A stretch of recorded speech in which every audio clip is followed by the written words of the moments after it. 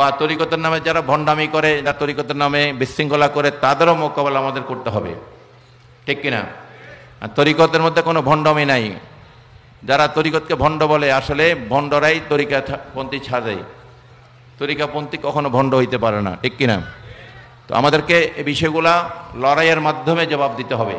মাঠে ময়দানে সোশ্যাল মিডিয়ায় যেখানেই হোক না কেন আমরা এই জবাবগুলা ইনশাল্লাহ দিয়ে যাব, ঠিক কিনা?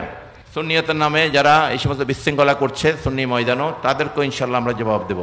সুতরাং যারা হকের পথে থাকবে তাদের কোনো ভয় নেই, ঠিক কিনা? নাসরুম মিনাল্লাহ ওয়া ফাতুল করিব ওয়া বাশশিরিল মুমিনিন। আমার আল্লাহ বলছেন সত্যের পথে যারা, তাদের জন্য বিজয় অবশ্যম্ভাবী। আলহামদুলিল্লাহ বলেন। বিজয় আল্লাহর পক্ষ থেকে আসবে, আলহামদুলিল্লাহ বলেন। আমরা তাওয়াক্কুল তো আল্লাহ, আল্লাহর উপর ভরসা করি। নবীর উসিলায়, আউলিয়া কেরামের উসিলায় ইনশাআল্লাহ আল্লাহ পাক আমাদেরকে জয়যুক্ত করবেন, আলহামদুলিল্লাহ বলেন।